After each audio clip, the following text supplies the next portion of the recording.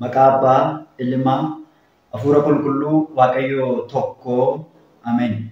Hordoftoota keenyaa kan biyya keessaa akkasuma biyya alaa ta'uudhaatiin karaa gola ididaa yuutuubiidhaa kanneen daawwataa jirtan. Bakka jirtaniif lafa jirtanitti nageenya Waaqayyoodhaa isiniif haa baay'atu isiniin jechaa. Ana obboleessi keessan nagaa kootii, fayyaa kooti. Isinis bakka jirtaniif lafa jirtanitti nagaa akka taatan abdiin qaba. Guyyaa har'aa kana daqiiqaa xiqqoodhaatiif dubbii sagalee Waaqayyoodhaa wajjiniin ilaalla. Kan nuti wajjiniin ilaallu kan qulqulluun abbaan keenya Phaawulos saboota yookiin kiristaanota Ibrootaatiif kan inni barreessedha. Ibroota boqonnaa 12 lakkoofsa 25 gubbaa irratti maal jedha?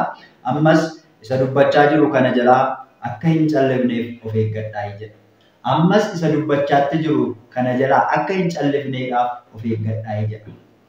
Egaa kaayyoon dubbii sagalee keenyaa inni guyyaa har'aadhaa isa nutti dubbatu eenyudha inni nutti dubbataa ture sun nutti dubbachuu isaatiin immoo dhaga'uu diduu keenyaatiin akka miidhamnedha. Kanaaf immoo akkuma kanaan dura isa nutti dubbataa ture sana jalaa callisaatiin turre sana ammas akka jalaa hin callifneef akka of eeggannuuf sagalee ergaa gara keenyatti darbudha.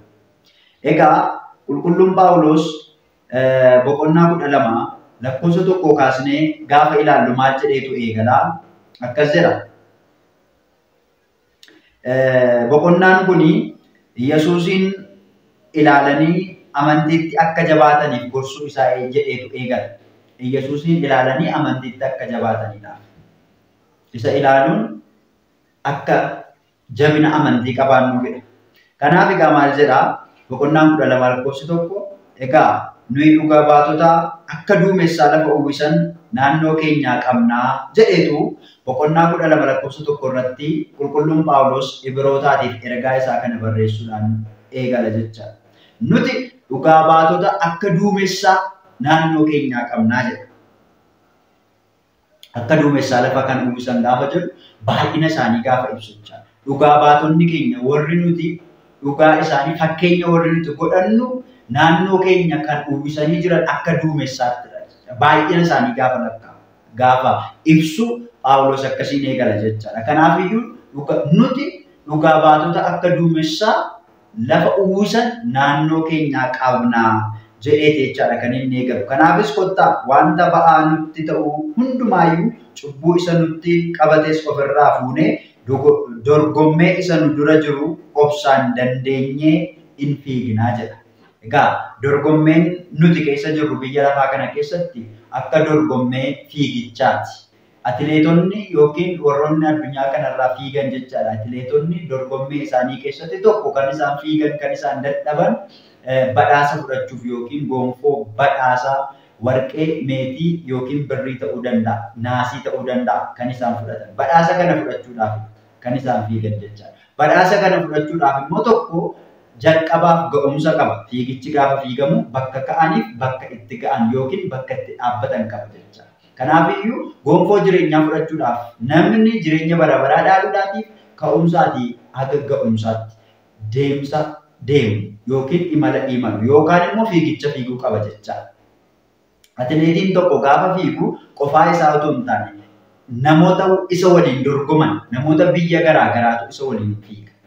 Biyyoota garaa garaarraa walitti dhufanii amala garaa garaa kan qaban beekumsa garaa garaa dandeettii garaa garaa kanneen qaban dirree fiigichaa tokko irratti wajjiniin hirmaatu jechaadha. Badhaasni kan inni argamu namoota garaa garaa wajjin erga fiiganii erga milkaa'anii jecha. Fiiguu qofaa miti fiiguu keessatti dadhabuutu jira, dhukkubsachuutu jira, kufanii cabanii achiin hafuutu jira, dadhabanii keessaa ba'uutu jira fiigicha keessatti jechaadha.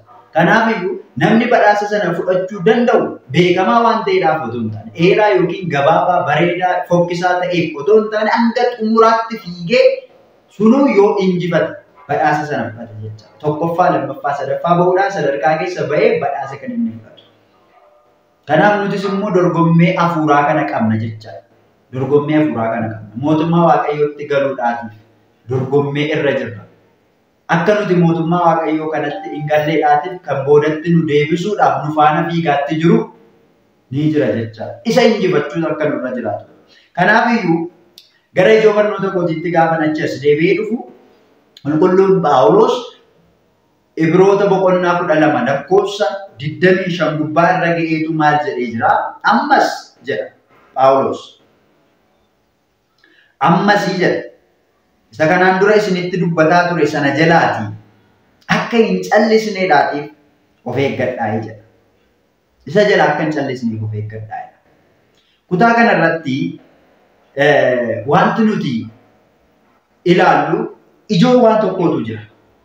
Ijoon jiru sun waa'ee dhiigaati. Dhiiga kan jedhu. Waa'ee dhiigaa kana kan nuti ilaallu Ibroota boqonnaa 12 lakkoofsa 24 gubbaa irratti barraa'ee jira. Boqonnaa 12 lakkoofsa 24 irratti barraa'ee jira. Innis maal jedha? Yesuus isa gidduu galee Waaqayyoodhaaf namoota gidduu kakuu haaraa dhaabe. Dhangala'uu dhiiga isaa dhiiga Abeel caalaa jedha. Dhiiga eenyu caalaa? Dhiiga Abeeliin caalaa wanta wayyuu dubbatu biras ga'uu keessanidha jedha. Dhiiga Abeeliin caalaa isa wayyuu isa dubbatu isa bira ga'uu keessanidha. Dhiigni Abeel maali? Dhiigni Abeel maali? Waan nama ajaa'ibu dhiigni Abeel dhiigni garraamicha Abeelii har'allee dubbataatti jira. Abeel erga du'ee jaarraa lakkoofsiseera. Baroota hedduu lakkoofsiseera. Hanga ammaatti dhiigni Abeelii ni dubbataa jedha kitaabni qulqulluun. Hanga ammaatti dhiigi isaa dubbataa. Maal dubbata dhiigi Abeel? Kan inni dubbatu maali? Isinii galeera. Dhiigni Abeel maal dubbatame? Abeel amma lubbuudhaan hin jiru. Dhiigni isaa garuu dubbataatti jira. Dhiigni garraamicha Abeelii har'allee dubbataa jira. Kan inni dubbatus wanta isarra ga'e. Garraamummaa isaatiin wanta isarra ga'etu dubbata jechaadha dhiigni Abeel.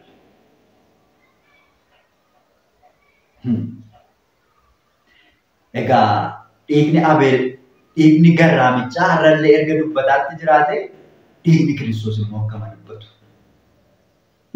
Erga dhiigni Abeel dubbataa jira ta'ee dhiigni Kiristoos akkamaa dubbatu. Kan isaa akkamaa ta'u. Dhiigni Abeel inni kanaan dura garraamummaa isaa sanarraa kan inni ajjeefame sun har'a dubbataa jira erga ta'e dhiigni Kiristoos akkamaa dubbatu. Inni immoo hammamaa dubbatu. Namoonni baay'een dhiiga Abeel akka inni hanga ammaatti dubbatu ni beeku. Dhiiga Kiristoos akka inni dubbatu garuu namni quban qabu. Namni hubannaan qabu. Akkamiin namni dhiigni Abeel dubbataa jira jedhee dhiigni Kiristoosii dubbachuu hin danda'u akkamitti jedha namni? Dhiigni Abeel har'a erga dubbataa jiraate dhiigni Kiristoos dubbachuu hin danda'u akkamiin jedha namni? Har'a dubbataan jiru dhiigni Kiristoos akkamiin jedha namni? Dhiigni Abeeluu dubbataa jiru. Dhiirri garraamicha Abeeliyyuu dubbataa jira. Garraamummaan kan isa hin ibsine. Kiristoos caalaa eenyu garraamii? Inni jaalalli ilmaan namaa samii irraatii gara biyya lafaatti isa harkisee fide. Garraamummaa Kiristoos caalaa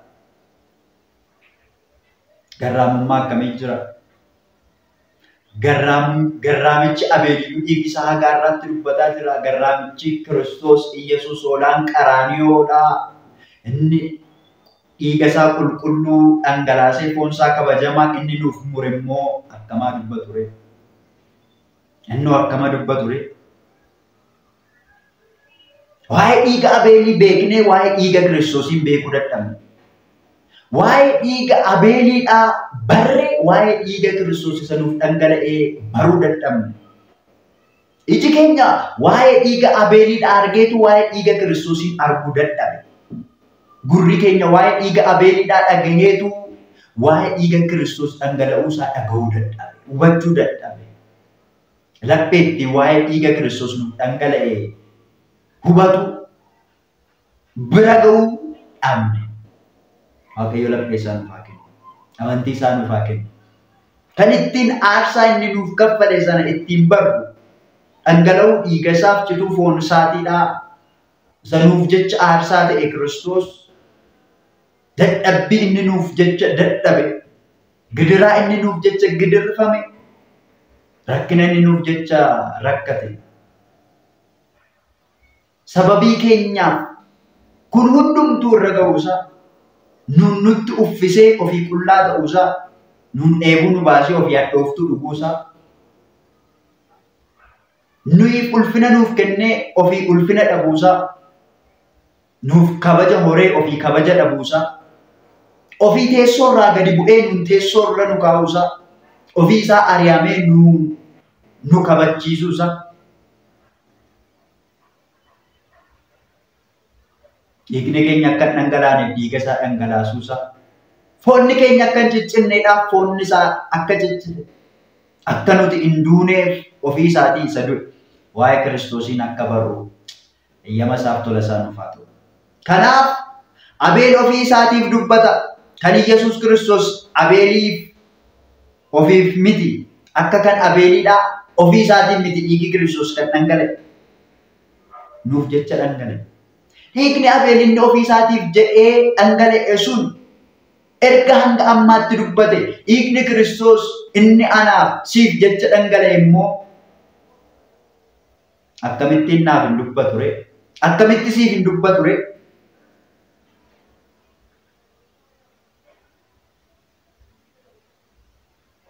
Dhiigni Abeel irra hin jiru. Jiraa ree? Dhiigni Abeel irra jiraa? Dhiigni Kiristoos garuu har'as jira.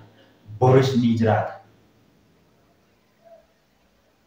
Dhiigni Abeel inni har'a hin jirre har'ayyuu dubbataatti jira erga ta'e dhiigni Kiristoos inni har'ayyuu jiru har'a akkamitti dubbachuu dadhaba ree? Akkamitti dubbachuu dadhaba? Dhiigichatu dhiiga Abeelii gadi. Dhiigichatu dhiiga akkasumaaniiti.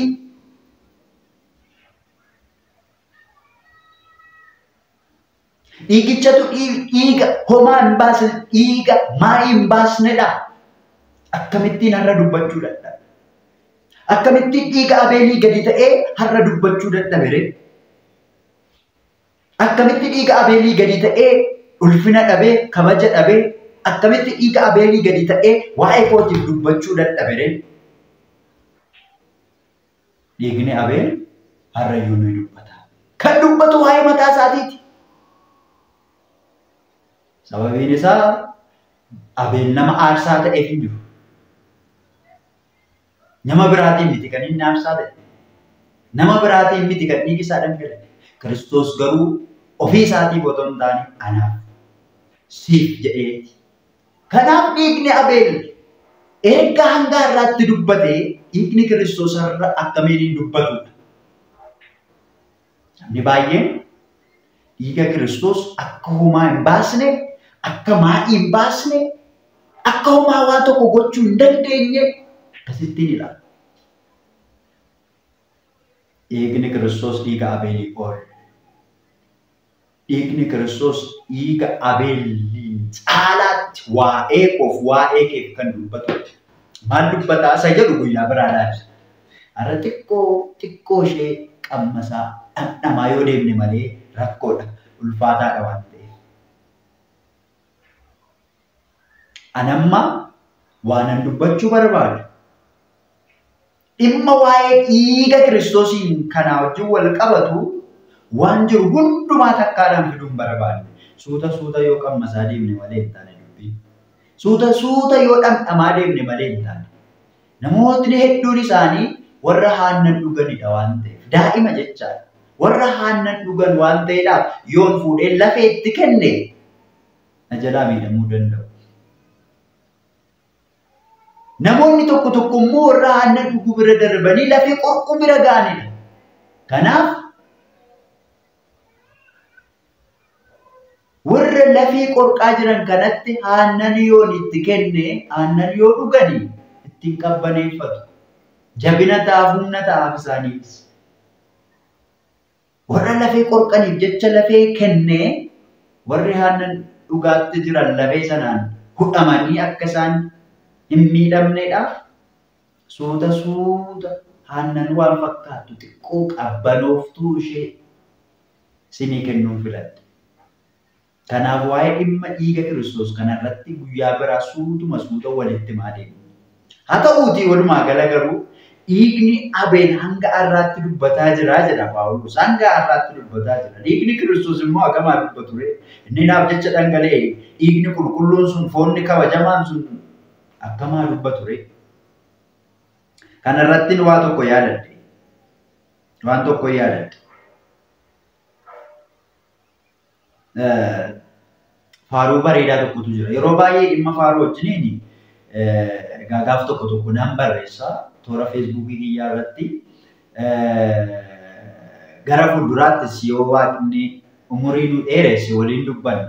Waa'ee dhimma faaruu waan garaa garaati wanta jedhamu. Haa ta'uutii faaruu baay'ee miidhagaa kan ta'e, wangeela kan ta'e jechaadha. Faaruu wangeela ta'e. Dhama kan qabu. Gurri namaa yoo dhaggeeffate kan namatti tolu. Dhabdhabni isaa yoo dhabdhaman kan nama qabbaneessu. Sagalee waaqaa wajjin kan wal dabaale kitaaba qulqulluu wajjin kan wal sime kan walitti michoomee jiru faaruu tokkotu jira. Faaruun sun maal kan jedhudha? Dhiigni Abeeliidhaa inni dhangala'ee har'as ni dubbata dhiibbaa irra ga'ee. Yaa Iyyasuus kan kee dhiifama dubbataa fayyisaa lubbuu koo oofudhu galataa jedha. Faaruu kana namoonni baay'een beektu. Kan faarfataa Daaqon Lammii Tarfaasaa barreesse yookiin faarfatedha. Dhaadannoon koos yeroo hundaa naaf baastee tabeenyaa addaa Iyyasuus fayyisaa lubbuu koo dhiigni kee haqee abaarsa koodha. Adaraa faaruu kana isin affeereen jira. Dhaggeeffadhaa. Seeraan caqasaa dhaggeeffachuu qofa odoo hin taane dhagaas. Wanta inni jedhu dhagaa. Dhaadannoon koos yeroo hundaa naaf baastee tabeenyaa addaa Iyyasuus fayyisaa lubbuu koo dhiigni kee haqee abaarsa koo Iyyasuus fayyisaa lubbuu koo dhiigni kee haqee abaarsa koo kan jedhu faaruu baay'ee ajaa'iba ta'e. Wangeela jechuun danda'a.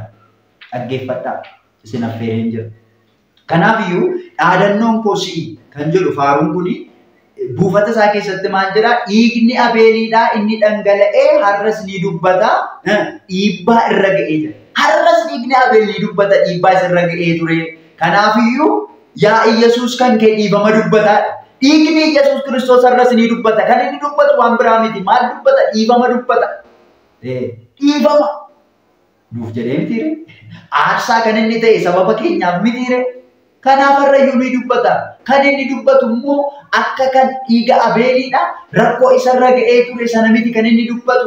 Dhiigni Iyyasuus kan dhangala'e foon isaa kabajamaan kan inni murame har'a kan inni dubbatu waa'ee fayyina keenyaa waa'ee dhiifama nuuf ta'uu isaati kan inni dubbatu jechaadha. Har'as kan inni dubbatu isa kanadha.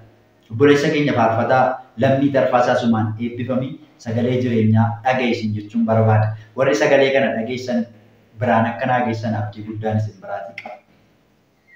Egaa haa ta'uutii waa'ee dhimma faaruu guyyaa biraa waliin dubbanna. Faaruu kana immoo isin affeereen jiraati dhaggeeffadhaa isiniin jechuun barbaada. Egaa gara xumuraatti gara ijoo dhimma dubbii kootiitti gaafa achi as dhufu qulqulluun Phaawulos saba warra Ibrahootaa kanaaf gaafa ergaa isaa kana barreessu boqonnaa 12 kana lakkoofsa 24 gubbaarra ga'e maal jedha? Yesuus isa gidduu galee Waaqayyoodhaaf namoota gidduu kakuu haaraa dhaabe dhangala'uu dhiiga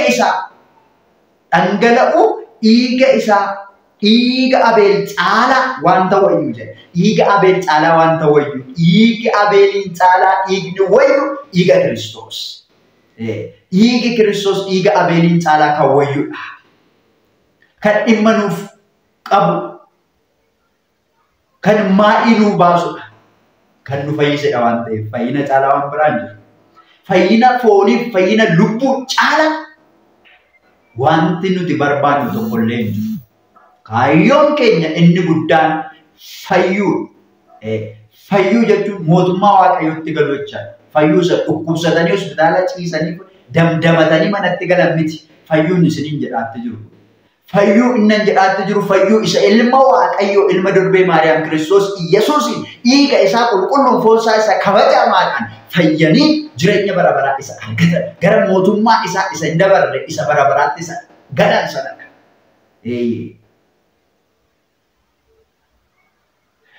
Maa'ii isa wayyu kan Abeel caalaa dhiigni wayyu dhiiga Kiristoos. Dhiigi baay'ee dhangala'eera. Dhiigi hoolotaa baay'een isaanii bara kakuu durii keessa dhangala'aniiru. Dhiigi hoolotaa garuu nu fayyisuu hin dandeenye. Addaamiif sanyii Addaamiin fayyisuu hin dandeenye. Sababii Addaamiif ijoollee Addaamiidhaatiif jecha dhiigni hoolotaa dhangala'eera. Lola'eera. Garuu fayyisuu hin dandeenye. Dhiigni nu fayyise dhiiga hoolaa miti. Dhiigni nu fayyise dhiiga gugee yookiin bullaallaa miti. Dhiigni nu fayyise dhiiga hoolaa xibbootii miti. Dhiigni nu fayyise dhiiga Kiristoos. Dhiiga ilma Waaqayyooti. Dhiiga ilma Maariyaam Kiristoos Iyesuus. Dhiiga isaatu nu fayyise. Galanni ulfinni teessoo isaa Maariyaam irratti isaa qaqqabu. Kan nu fayyise isadha. Kanaafiyyuu dhiiga Abeeliin caalaa jedhe wanta wayyu jedhe. Eenyutu dubbata? Phaawulostu dubbata. Kanaaf gottaame dhiiga isa kan Abeeliin caalu kana bira ga'uudhaaf hadhamaan. Dhiigichi dhiiga akkasumaanii miti. Foonni isaa foon akkasumaanii miti. Foonni isaa foon nyaatanii bara baraan jiraatanidha. Dhiigni isaa sun dhiiga dhuganii bara baraan jiraatanidha. Gara dhiiga isa wayyu kana, dhiiga isa caalu kanaatti kottaa dhiyaannu. Kottaa gara isaatti maal taanu itti haasiqnuuti. Gara isaatti dhiyaachuun gaariidha. Gara dhiiga kanaatti dhiyaachuun, gara dhiiga kanaatti dhufuun gaariidha. Egaa boqonnaa 12:25 irra gahuudhaatiin egaa Phaawulos ergaa Ibrootaatiif barreesse kana irratti ammas isa dubbachaa jiru kana jalaati akka hin dinneef of eeggadhaa jedha. Sagalee Waaqayyoo kana jalaa isa dubbataatti jiru kana jalaati akka hin dinneef of eeggadhaa. Guyyaa biraa immoo barnoota biraatiin deemneetu wal agarra. Allaafasuma irratti nu haa ga'u. Gooftaan keenya, fayyisaan keenya, qorichi keenya, ilmi Waaqayyoo, ilmi durbee Maariyaam Kiristoos Iyesuus arjummaa isaatiif gara laaffummaa isaatiin sagalee isaatiin utubee akka nu dhaabu eeyyama isaaf tola isaa nuuf haa ta'u. Sagalee isaa barannee sagalee isaa dhageenye ittiin akka bannu otoo hin taane ittiin akka jiraannu ittiin akka kufnu otoo hin taane bakka kufne kan ittiin kaanu kan ittiin isa gannu otoo hin taane kan ittiin isatti amannu akka nu ta'u tola isaaf eeyyama isaa nuuf haa ta'u. Guyyaa biraa barnoota biraatiin deebinee wal agarra. Barnoota baay'ee barnoota wajjiniin barannu dhimma fayyinaa irratti, dhimma lubbuu irratti, dhimma jireenyaa irratti barnoota hedduutu jira. Barnoota hedduutu jira. Kanaafiyyuu anis arrabi kiyya dubbatee gurri koo dhaggeeffatee qalbiin koo qabatee waa'ee isaa akka dhugaa ba'u. Isinis gurra keessaniin dhaggeeffattanii dhaqxee keessaniin qabattanii hojiitti jijjiirree firii gaarii akka ittiin argamsiisnu eeyyama isaa nuuf haa ta'u. Barnoota sirraatiin isiniif darbu hiriyoota keessaniif sheer gootanii obboloota keessan mana kanatti hin dhufiin jiran gara mana kanaatti affeertanii maatii mana kanaa ta'uudhaatiin sagalee Waaqayyoodhaa akka wajjiniin barannuudhaatiif imaanaa yookiin adaraan isiniin jedha. Hiriyoota keessan gara mana kanaatti affeeraayii dhimmi nuti barannu dhimma fayyinaa, dhimmi nuti barannu dhimma lubbuu, dhimma jireenya mootummaa Waaqayyoo kan ta'e irratti xiyyeeffanneetu wajjiniin kan barannu ta'a jechaadha. Waaqayyo anaanis isiniinis isin gargaaru. Isin immoo waan dandeessaniin na gargaara. Laayik gochuun, sheerii gochuun na cina dhaabbadhaa isiniin jechuun barbaada. Ijaa sagalee isaatiif maqaa Waaqayyoo kan galateeffameef kan ulfaate nuuf haa ta'u. Bakka lafa jirtanitti nagaa ta'aa, fayyaa ta'aa, qoreen diinaa isin waraaniin, gufuun diinaa isin rukutiin horaa bulaa deebanaa. Ididiyaadha galanni keenya ulfina isaatiif qaanee hundi